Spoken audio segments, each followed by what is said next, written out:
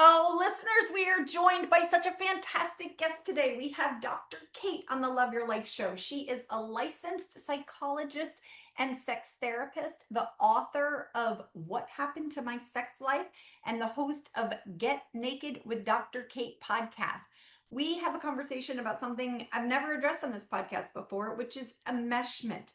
As you will hear, enmeshment affects so many different areas of our lives, from our romantic relationships to our friendships to how we parent to our relationship with our parents.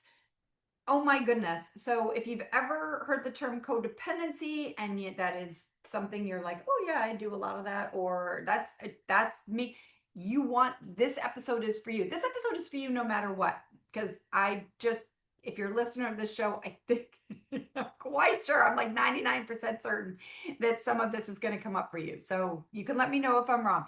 But enough of me talking. Let's get Dr. Kate on the show. Let's go.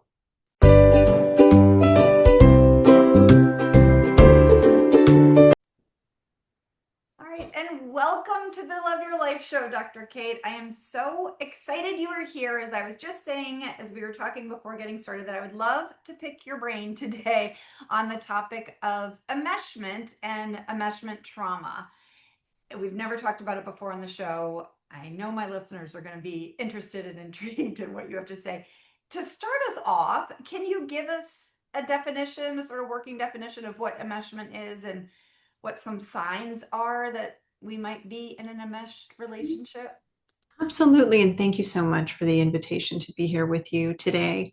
When I think about enmeshment, I think about a continuum of boundaries. And when we're talking about kind of relationships on one side of the continuum, you can have boundaries that are so rigid, so intense, so big that it feels like there's a chasm between you and another person. Very little to no overlap. On the other side of that continuum, when we're talking about enmeshment, imagine a Venn diagram. You've got two interconnected circles. That's sort of the middle where we want to be, an interdependent relationship. So, enmeshment, there's very little differentiation between the two circles. They're sort of overlapped. And what that represents is a profound boundarylessness that often feels so intense. It can feel safe and kind of special sometimes, but it can feel so intense that there's very little understanding of where I stop and you start, right? And when we're talking about parent-child dynamics, what that often can feel like for a young child is like their identity sort of exists, or their very being exists to take care of their parent who is exhibiting these enmeshed dynamics with them. So the direction of care is often very different. When we think about healthy parent-child dynamics, we think about a parent being attuned to a child's needs and really getting their needs met with other, age-appropriate adults and friends and their own community. But what ends up happening for enmeshed children is that a lot of those care needs kind of get directed from the child toward the parent. And unconsciously, the parent requires a lot of attunement from their child, and the child adapts to that because that's the only way that some of their needs can get met. Mm-hmm. Yeah, and it sort of feels good as the kid. As a child who was raised in this sort of dynamic, it feels like, oh, okay, if I take care of mom or dad in this way, I get fulfilled, as you sort of said. That when I really like that visual of the circle. So I'm thinking like Mhm. the rigid, totally boundaried up, or like the circles aren't even touching, and Yeah, they're enmeshment, yeah, mhm. they're completely on a top of each other. So a lot of my listeners are moms, and I'm just wondering if we can get a little more specific, especially for the parents out there, because a lot of us want to be close to our kids, and we might even say things like, I hope we're best friends some days, or what is the difference between a close relationship and like a healthy parent-child bond and an enmeshed one? Yeah. So healthy is a really curious term, right? And I think there are a lot of definitions of that based on people's different cultural expectations. And um, one of the things to really keep in mind is that enmeshment really eradicates and consumes the identity of the child. So, one of the safest ways to practice having healthy boundaries with your child is to really recognize that they are their own sovereign and agentic little being. And you can want them to have everything in life that you want them to have. But I think one of the first ways that it can start to show up is when parents need their children to be a certain way in order for them to feel like they're good parents, or in order to feel like they're going to be okay in whatever their needs might be. So when parents start kind of looking to their kids to be a regulating emotional object, no one consciously uses that language, of course, but when when they need their kids to sort of make them feel okay, that's a good indication that maybe there need to be some different boundaries there. And I'm going to say something that might sound really controversial, but when your kids are young, you should not be their best friend. If you have that kind of mindset, you might want to revisit what that means to you. I know a lot of parents will say that in a really loving, well-intentioned way.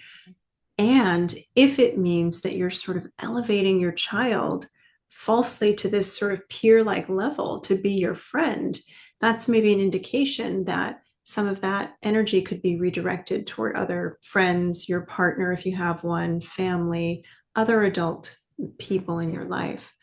And then when your kids become adults, still, as a parent, it's appropriate for you to attune to them first. And when our children become adults, yes, of course, they can attune to you too, and there becomes some reciprocity.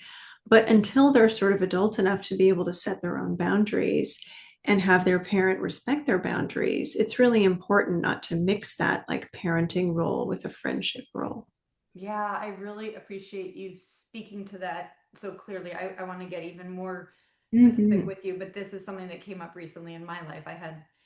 So first I went through a divorce and I was very aware of this in the divorce to make sure that I had my own support outside of me. So I wasn't, because I was an emotional, hurricane or, and to make sure that I wasn't leaning that on my kids because it was their birth father. So that would not have been helpful or appropriate and yet it would have been so easy to say, Mhm. like, I'm having a really tough time because your dad fill in the blank. So I was very aware of that with the divorce. But then recently, just in the last 3 or 4 months, I've had a heart issue, which on a good path now and all that. But when I was in the middle of it, I had to remind myself again that even though my kids are all 20 and over, so they're those young adults, I'm still their mother. And me saying something that I might say to a friend, like I am scared or I'm really nervous, to them they're going to see it through a different lens, and that it's not, I had to, as you said, attune to them first, and that I need, basically warriors will be, listeners of the show who I call warriors will be familiar with the language I say, like get a want match. Like they weren't my want match for that. Like fine, I had a want, I needed to share my emotional experience. So get my want match would be my coach or my friends or my husband, versus my child who's having their own experience seeing their mother struggling in this way. So I appreciate that. Do you have anything to add to that that can be helpful? Yeah, I might just add an extra layer as we talk about enmeshment.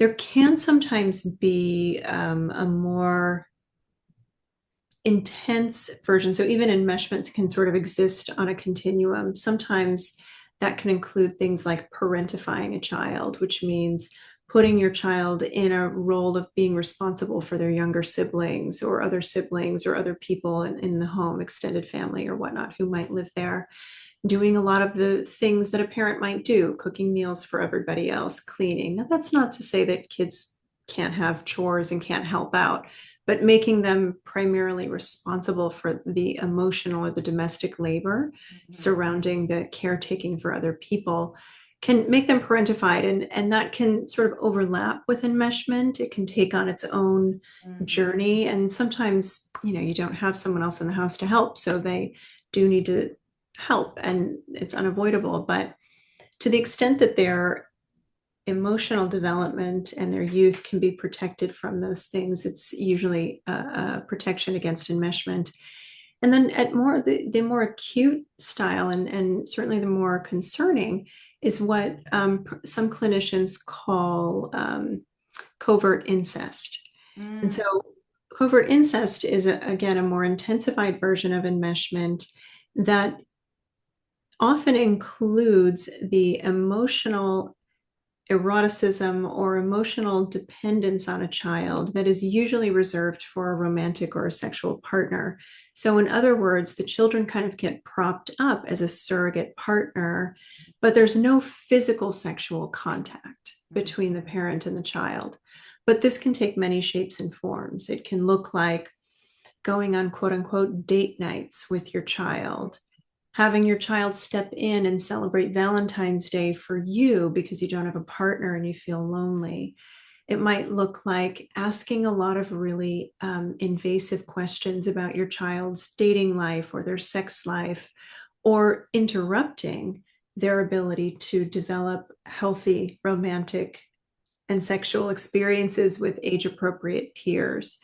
Um, a lot of parents will get very jealous and very angry at their child's partner because they experience the partner as taking the child away from them. mm, So this sort of erotically charged enmeshment is mm. particularly problematic for the parent and for the child because it sort of speaks to a loneliness or an inappropriateness of getting those needs met with people who can actually meet your needs out in the Mhm. world. Yeah, I really appreciate you bringing up those specific examples because that is very much like the mom who is saying like, "How are you going out with your friends? I'm lonely," or "Don't you know that I have, this or that going on, and why are you doing that?" I've heard it also, and maybe this is something different, but the emotional incest, which to me I was like, "Oh, that's such a hard term," but Yeah. that resonated with me. This sort of, Yeah. when a parent is sharing too much of their emotional world with their child, regardless of their age. I'm going to argue right with you that being their best friend is not what we're looking for. We're, to be their one and only, to be that sort of um, BFF, not appropriate in terms of just how we show up in relationships. And I guess when I was reading or learning about emotional incest and thinking it was, we're like overly sharing things like venting about our marriage, Mhm. venting about our mental health or financial stress, Mm. and putting that on our kids in a Mhm. way so the kid feels more connected to mom or dad than they developmentally should, and then also more responsible. Can you say more about that? Yeah, yeah, I think those terms can be fairly interchangeable, emotional incest and covert incest, depending on the author that you're reading. But usually it does speak to, again, that child being elevated to the level of a surrogate partner. So things that you would share with your romantic partner, if you're talking to your child about that, um, it can really give your child a lot of mixed messages about what their role is with you.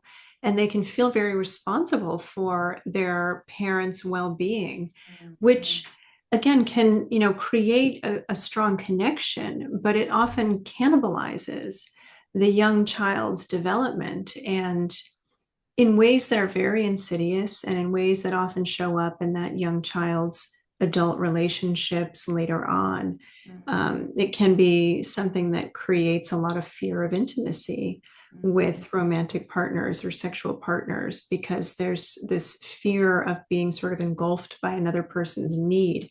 Kids don't know how to express that when they're young. Mhm. They want mom or dad to be happy. So they're like, yeah, okay, sure, I'll help you with that. I'll listen to you. I'll take care of you. If I can make you laugh and make you not sad, then, Mhm. I'll do it. But as an adult, that can turn into people pleasing, self abandonment, a lot of capitulation, a lot of placating, and then sort of acting out their true desires in secret, which creates a lot of breaches in intimacy for them. Oh my goodness. Yes, yes, yes. I just am like raising my hand to all those things. And also going back to your initial, visual of the two circles on top of each other. And that's what I'm seeing. It's this like when we're not letting the kids have their own circle and mom have her own circle, we just mess it all up. And I'm just thinking of this can look like, I know my audience loves examples. This can look like, son or daughter going out on their first date and us asking for too many details. Did you kiss? Did you?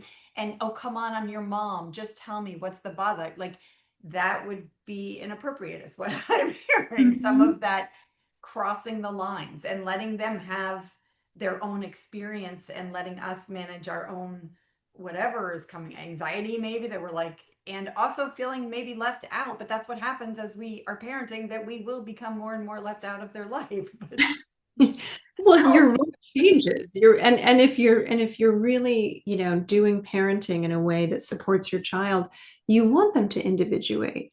But Mhm. for a lot of enmeshed parents, they never really had that relational security with their parents. So they're not maliciously sitting in a corner like, let me mess up my Yeah. kids, No, they're right? not. That's not it.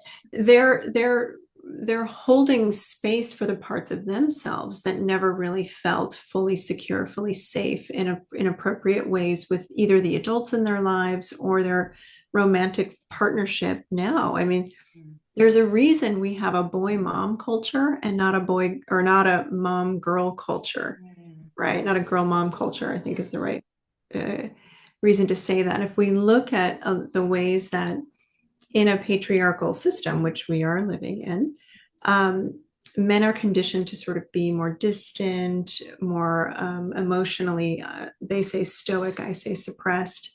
Um, I like that. there's a lot of distance that can happen between heterosexual partners. And if you have parents who, don't have maybe the strongest communication skills, or maybe they're not showing up for each other in a way that really meets their emotional needs, now you've got a situation where those parents are vulnerable to getting their needs met from their kids. And often because mothers are their primary caretakers for their children, even if they're working outside of the home, they tend to be sort of the most susceptible to leaning on their kids for that emotional sustenance. And Mm. so, boy mom culture is often a manifestation of those unmet needs in their romantic relationships getting displaced on their child. Mm. Yeah, I mean, yes, because I'm just seeing this in so many ways. Like so much of what happens with my listeners and myself is just like overwhelmed. We're like overworking, we're doing all the things, Totally. and then discomfort to, well, first of all, slow down and Mm-hmm. see what needs we have that need to be met, that Mm-hmm. if we actually do, discomfort in asking the partner for those needs to be met. That's something I've worked on a lot coming from my background. Just being like, it's okay to have needs, and hey, husband, I might want a hug, or I want, you might want this. But because I've met, as you said, in the past with that stoic slash suppressed male, I love that. I'm hesitant to. So instead, the tendency to go look at your kids because you have all these needs, and then maybe we're going to read to them or we prepare this special snack and they're like not interested. That's when I know so many of us can come out, don't you know what I've done for you? And the like looking in the wrong places for our needs to be met. That's really helpful. Yeah. And it's really it's painful, right? Like I think really no parent that I've ever worked with starts out saying, I really want to be enmeshed with my kids. Right.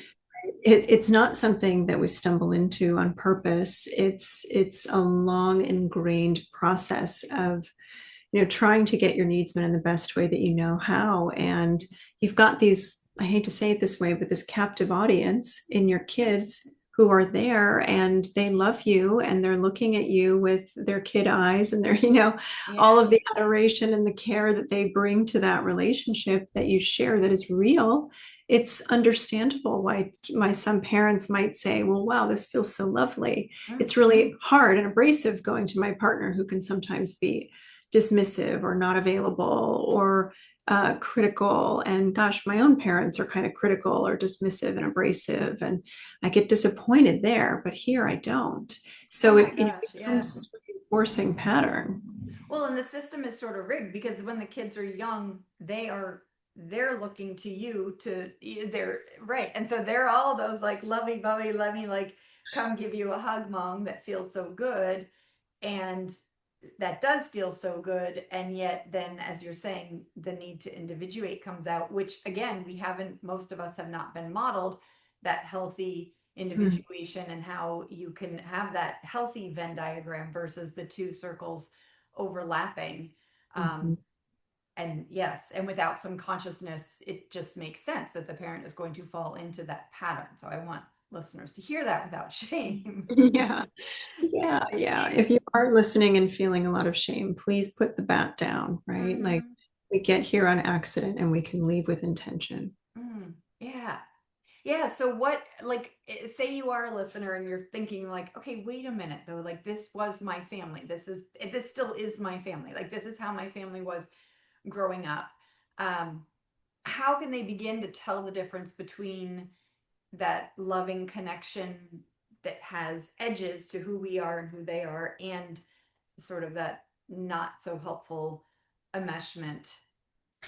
Yeah, well, this is a question that might feel kind of confronting to folks who are on the early stages of exploring this. But one of the things that I might invite listeners to consider is, do you feel threatened when your child has an opinion that's different than yours, or if they don't want your advice about something, or if they set a boundary with you? Um, does it result in a somatic reaction in your body? Do you feel, like you're not important to them anymore, or like they're not listening to you, um, or they don't need you, or they don't want you? Do you feel abandoned or rejected?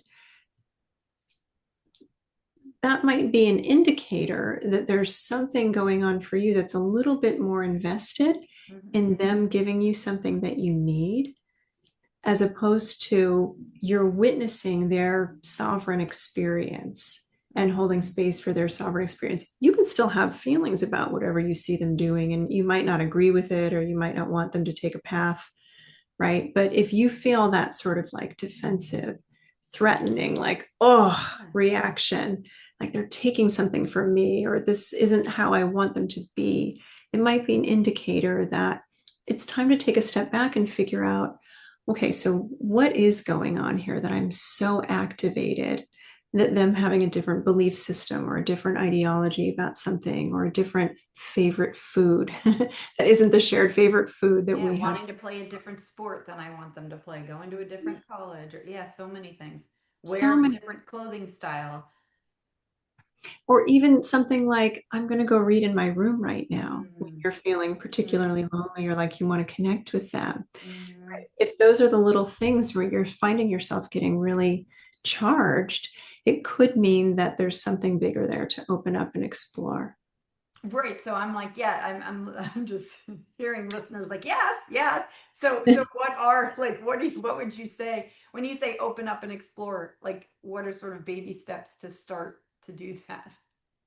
Well, I think it starts first with just like tracking those feelings and those somatic reactions and trying to figure out, what are you feeling in those moments. After that, I think practicing some nurturing for yourself, because if you're having a big reaction, there's usually some sort of need underlying that is trying to make itself known. Mhm. So, can you create some nurturing for yourself instead of relying on your child making the decision or being attuned to you in a certain way? Can you do that for yourself? Or Mhm. can you go out and intentionally reach out to your community, reach out to your friends, your loved ones, or make new community so that you can bring those feelings over here to folks who are there for you in a different way than your child? Can you work with a therapist? Can you start saying, hey, I'm noticing that I'm really invested in my child's life in a way that feels actually really scary for me if Mhm. they're doing something that's different than what I'm hoping or wanting or needing from them? Yeah, that's really helpful tactical advice. That's exactly, like, so first what I'm hearing is you just notice it, like notice the feeling in your body, or the tight chest, or the Mhm. flushed face, or the, really that, like, oh my gosh, something's gone wrong feeling. Mhm. And breathe, calm down. It's so frustrating. It was like, just breathe. It's like, but do it. Like, don't chase after the kid that goes to his room to read. Just sit down there, notice yourself, nurture, Mhm. and start to investigate a little of, okay, maybe this is telling me I'm a little too much of those circles overlapping and looking to my kid to meet my needs. Um, Mhm. and I guess one thing, it is that the difference between like being what you said is like being comfortable with a kid having a different view than you, or a different doing something different than the way you think they should be doing it, and that feeling way bigger than the fact that they're just choosing to read Harry Potter instead of, some other series, or Right. much bigger.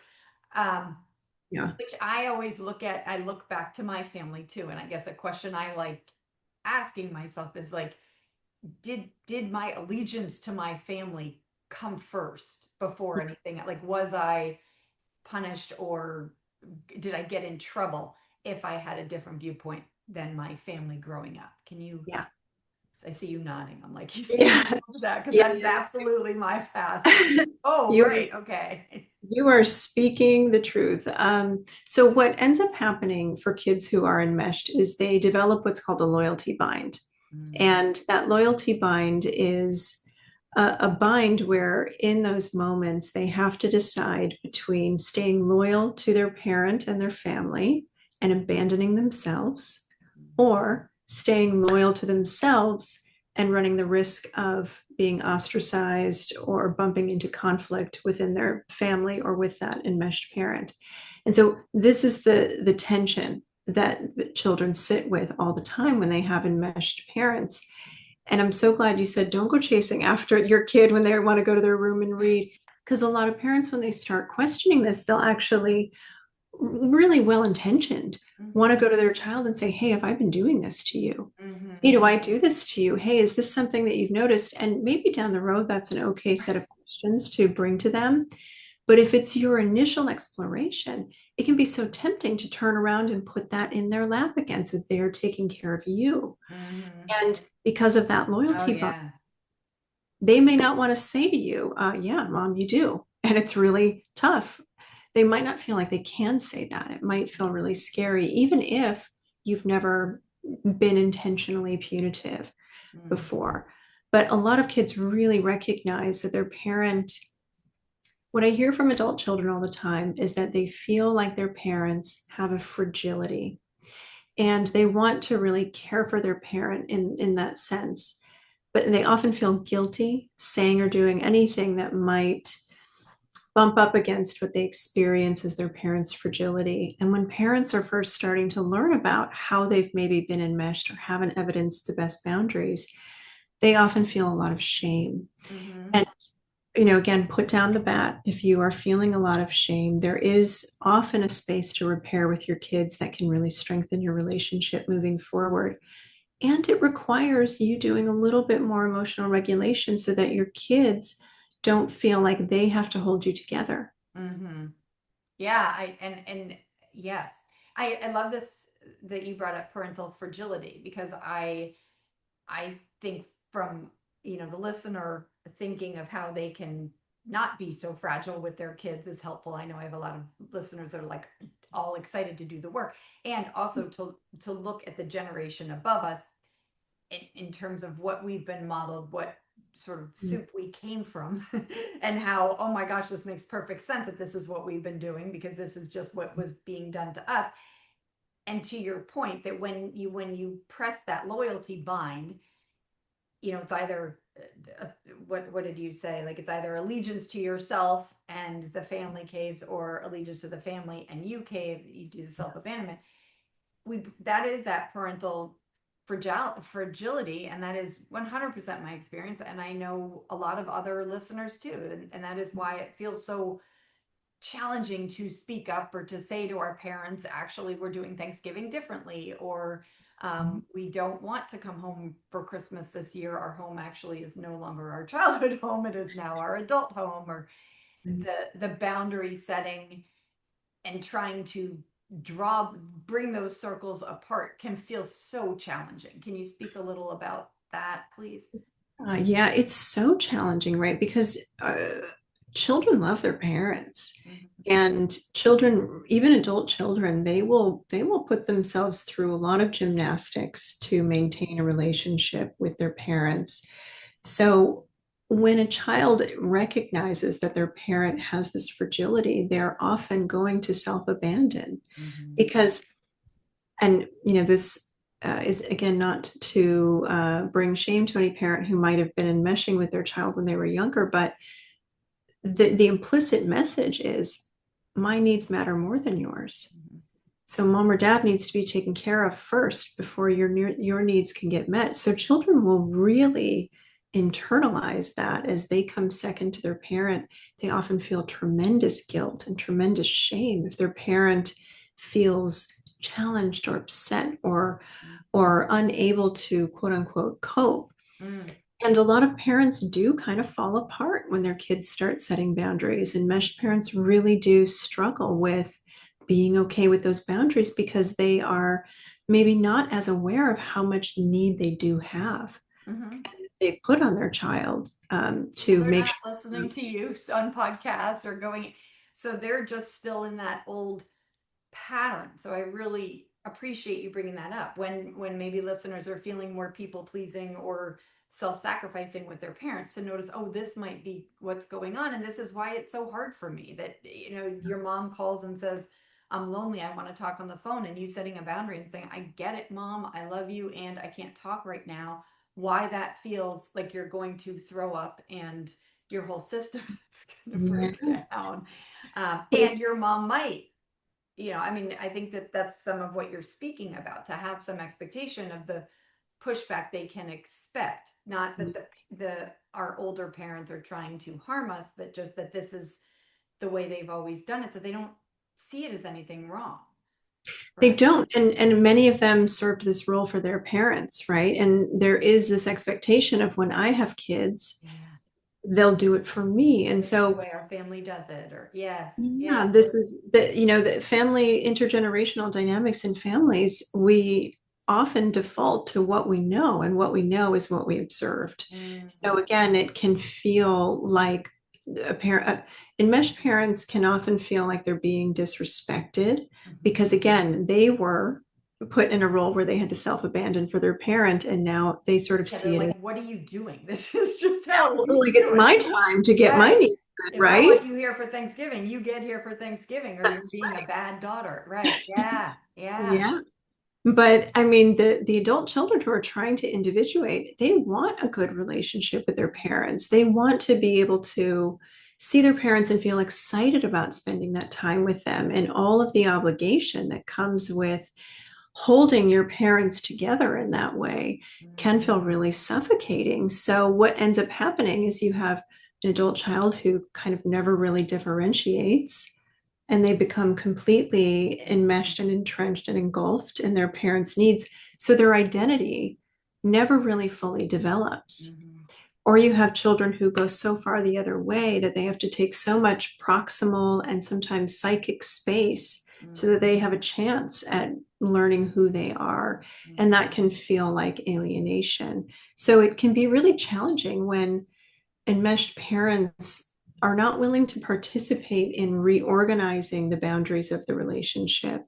But if listeners here are experiencing this with their own parents or with their own children, I would encourage them to remember that the bids for changing the boundaries are actually a sign that that child wants a good relationship with their parent, Mhm. right? Often it can feel really threatening to the parent, but it's a good sign when they stop Mhm. asking for you to address the boundaries, Mhm. then it's something to be concerned about.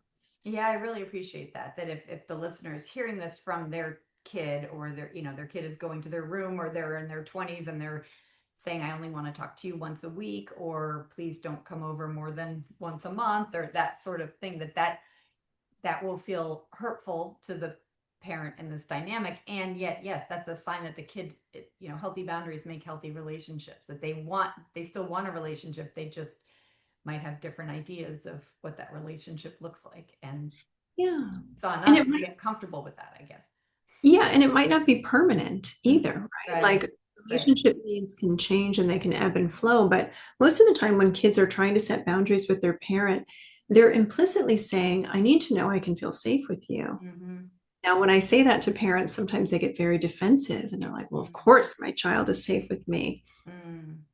And I'll remind anyone who might feel defensive in hearing that we don't get to decide what is safe for another person, Mm-hmm. Yeah. right? They tell us whether or not they feel safe with us. And so sometimes what they're saying is, can you practice respecting my boundaries? And when they see that you can respect their boundaries, they're willing to open up more relationship space. Yeah, to me, it's like, can you practice self-regulating?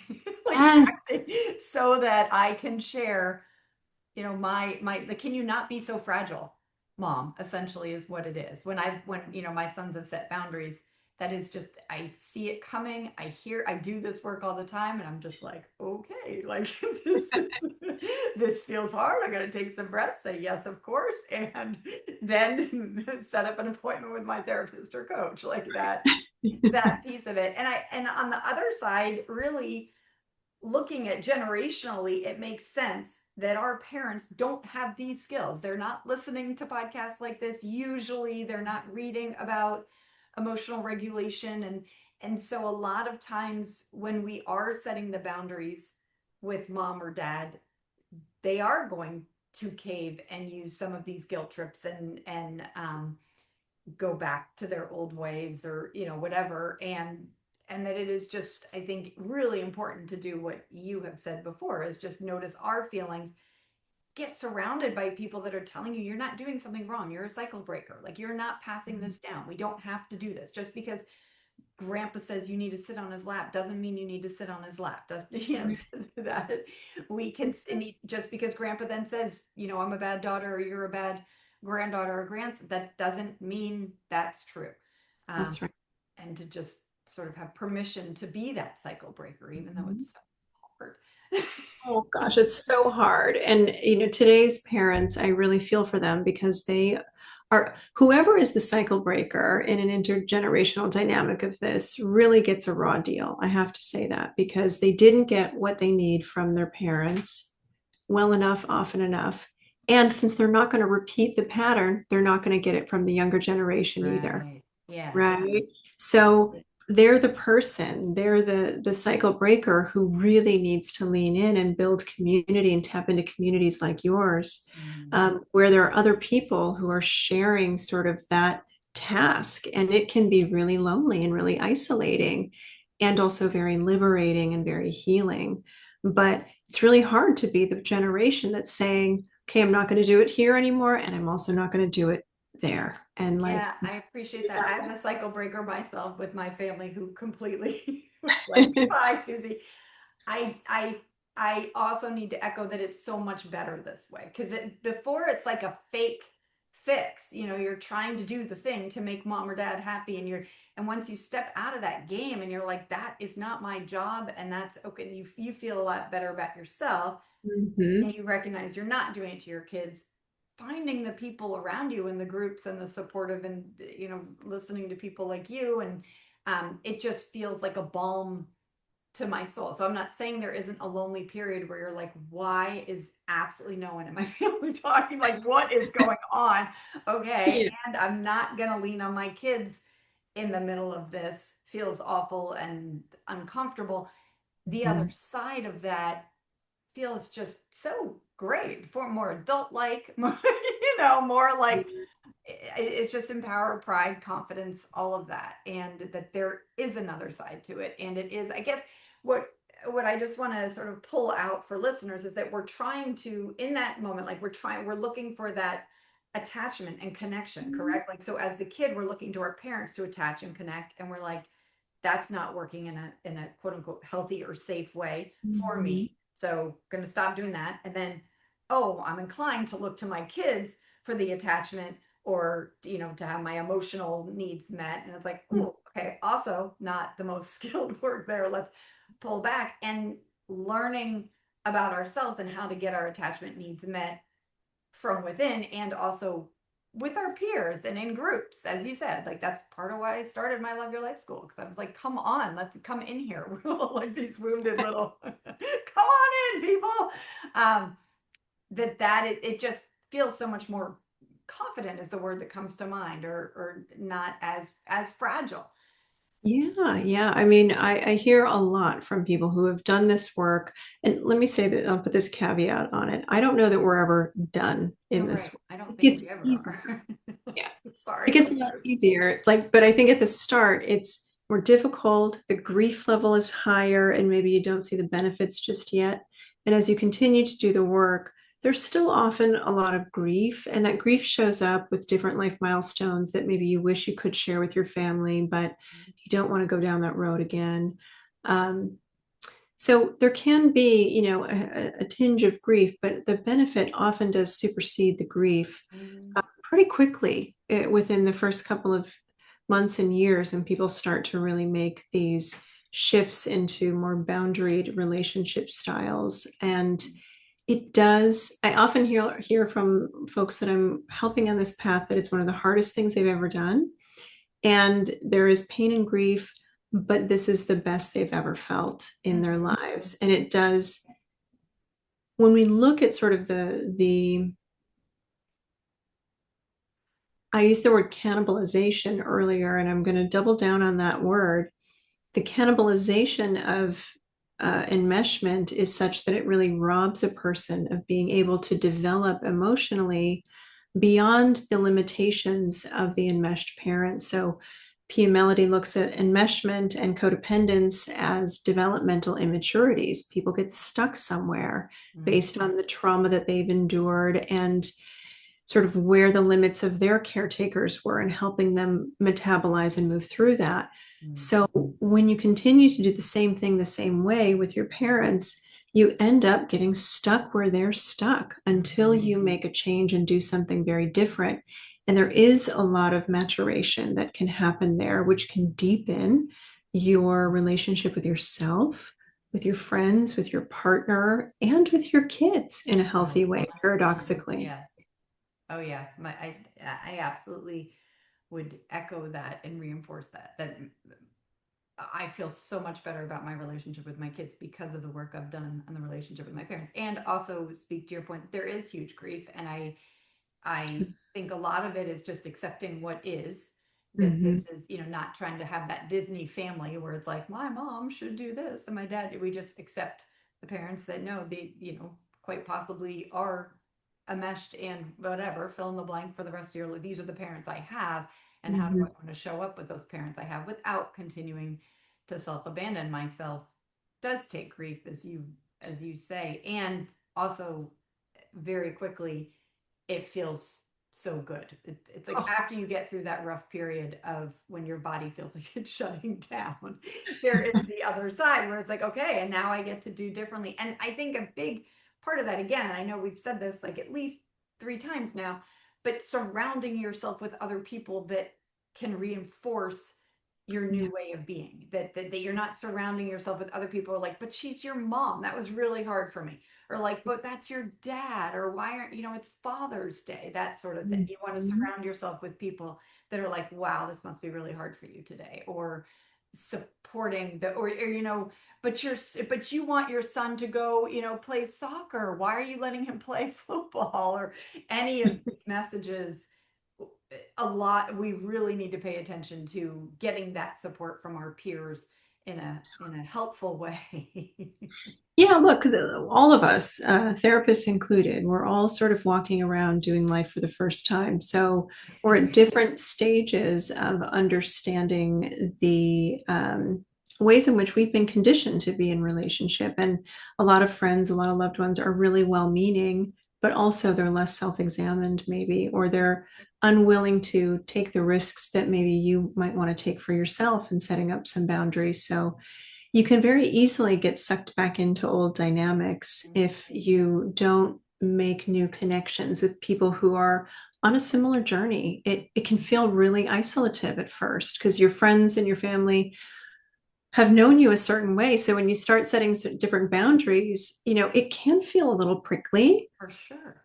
and it can be a little jostling for Well, people. and because I know for me, a lot of the relationships I had were based on the relationship model I had had. So it's like we're all, I felt comfortable around people doing the same thing. And then when I started doing something differently, I'm like, wait, I can't expect them to all of a sudden like drink the Susie juice too and be like, come along, it's time. And so there definitely are shifts. I really, really appreciate that. I think this is a good place to start to wrap it up, but I just want to make sure and check in with you. Is there anything you wanted to share that we haven't communicated to listeners that you think we should share or would help them to hear?